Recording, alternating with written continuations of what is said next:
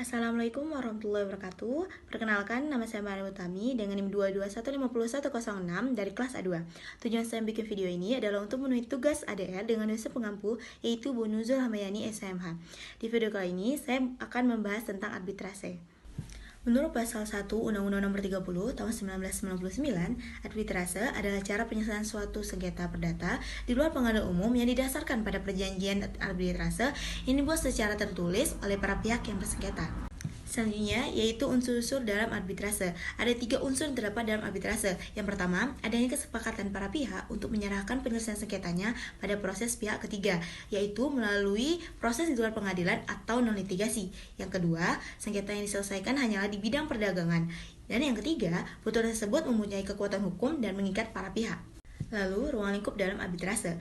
Ruang lingkup arbitrase seperti yang tercantum dalam Undang-Undang Nomor 30 Tahun 1999 tentang arbitrase dan alternatif penyelesaian sengketa cukuplah luas, yaitu semua jenis sengketa di bidang keperdataan. Dalam hal ini, tentu yang bisa diselesaikan melalui arbitrase adalah sengketa-sengketa di bidang bisnis, sengketa-sengketa di bidang perburuan atau ketenaga kerjaan, sepanjang sengketa tersebut menyangkut hak pribadi sepenuhnya dapat dikuasai oleh para pihak.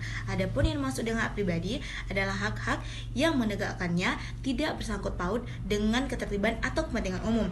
Misalnya, proses-proses mengenai perceraian, status anak, pengakuan anak, penetapan wali, pengampuan, dan lain sebagainya. Selanjutnya yaitu tentang azas-azas dalam arbitrase.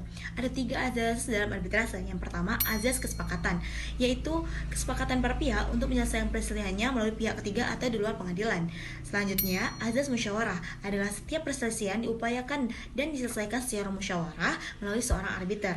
Yang ketiga, yaitu azas final mengikat. Azas final mengikat ini adalah putusan arbitrase bersifat final dan tidak dapat dilakukan lagi upaya hukum lainnya. Selanjutnya yaitu syarat-syarat arbitrase. Para pihak dapat menyetujui suatu sengketa yang terjadi atau akan terjadi dan diselesaikan melalui arbitrase. Jika arbitrase diadakan tanpa kesepakatan kedua belah pihak, maka itu bukan perjanjian arbitrase. Dengan adanya perjanjian arbitrase, maka pengadilan negeri tidak berwenang mengadili perkara tersebut. Dalam hal para pihak memilih penyelesaian sengketa melalui arbitrase, setelah sengketa terjadi, persetujuan mengenai hal tersebut harus dibuat dalam suatu perjanjian tertulis yang ditandatangani oleh kedua belah pihak. Selanjutnya yaitu kelebihan dan kelemahan arbitrase. Kelebihan arbitrase yang pertama adalah para pihak berkesempatan untuk memilih arbiter yang berkualitas dan berintegritas. Yang kedua, sengketa akan diputus oleh pihak yang netral. Dalam sengketa internasional, kalau diselesaikan melalui forum pengadilan, lokasi hearing, dan tidak akan netral. Yang kedua, hukum acara yang dipakai akan fleksibel dari lokasi, tata cara, pembuktian, dan bahasa. Yang ketiga, kecepatan penyelesaian sengketa lebih terjamin karena lamanya penyelesaian sengketa akan disepakati oleh para pihak, rahasia dan pribadi atau privat. Lalu kelemahan dari arbitrase.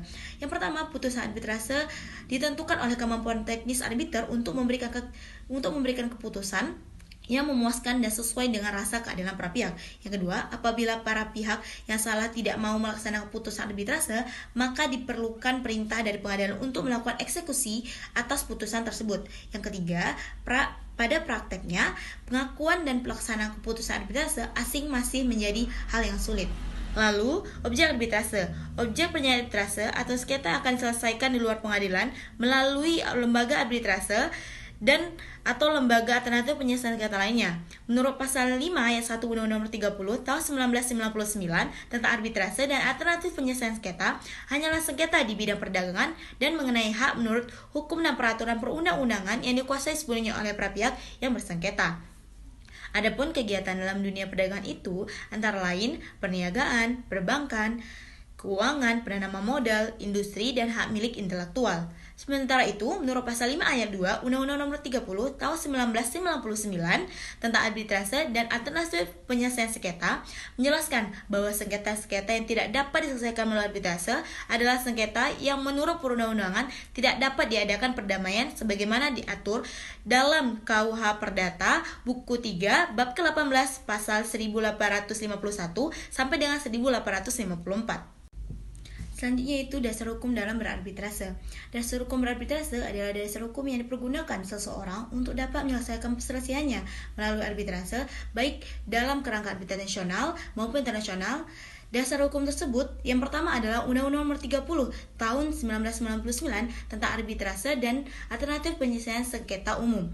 Yang kedua yaitu Undang-Undang Nomor 5 Tahun 1968 tentang persetujuan atas konvensi tentang penyelesaian perselisihan antar negara dan warga negara asing mengenai penanaman modal. Selanjutnya adalah perjanjian ada dalam arbitrase. Yang pertama, Factum de Compromitendo, yang berarti para pihak yang mengikatkan diri untuk menyelesaikan sengketa yang mungkin timbul melalui forum arbitrase. Artinya, perjanjian arbitrase dibuat sebelum terjadinya sengketa untuk mengantisipasi perselisihan yang mungkin timbul di masa depan.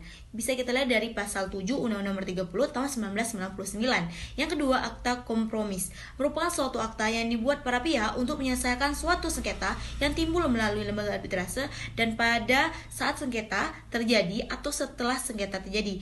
Itu bisa kita lihat dalam pasal 9 Undang-Undang Nomor 30 Tahun 1999. Selanjutnya, hal-hal yang perlu dipahami dalam proses arbitrase. Yang pertama yaitu lex arbitri, yaitu hukum negara yang mendasari suatu proses arbitrase di suatu negara. Di Indonesia ini berarti Undang-Undang Nomor 30 Tahun 1999 tentang arbitrase dan alternatif penyelesaian sengketa, khususnya lex arbitri. Undang-undang ini berlaku bagi siapapun atau baik WNI atau orang asing yang berarbitrase di Indonesia. Yang kedua, hukum acara arbitrase, biasanya disebut rules dan prosedur. Hampir semua lembaga arbitrase memiliki hukum acaranya sendiri. Misalnya hukum acara unilateral, hukum acara bani. Hukum acara ini kekhasannya adalah boleh dipilih oleh para pihak. Jadi, para pihak boleh memilih dengan catatan harus disepakati dengan menyebutkan dalam perjanjian. Misalnya, jika terjadi sengketa, maka akan diselesaikan melalui bani dan tunduk pada hukum acara unilateral. Atau kalau redaksinya hanya diselesaikan di bani, maka otomatis diselesaikan di bani dan menggunakan hukum acara bani. Atau kalau redaksi diselesaikan melalui arbitrase, maka berarti itu ad hoc. Maka akan menentukan hukum acara mana yang dipakai adalah majelisnya. Dan yang ketiga yaitu adalah substantive law atau hukum material, yaitu hukum tentang yang disengketakan. Hukum material ini kekhasannya adalah boleh dipilih oleh para pihak. Contoh, dalam sengketa jasa konstruksi yang salah satu pihaknya orang Jepang akan diselesaikan di bani, tunduk pada hukum acara unilateral secara hukum jasa konstruksi yang berlaku di Jepang. Sekian pemaparan materi dari saya. Wassalamualaikum warahmatullahi wabarakatuh.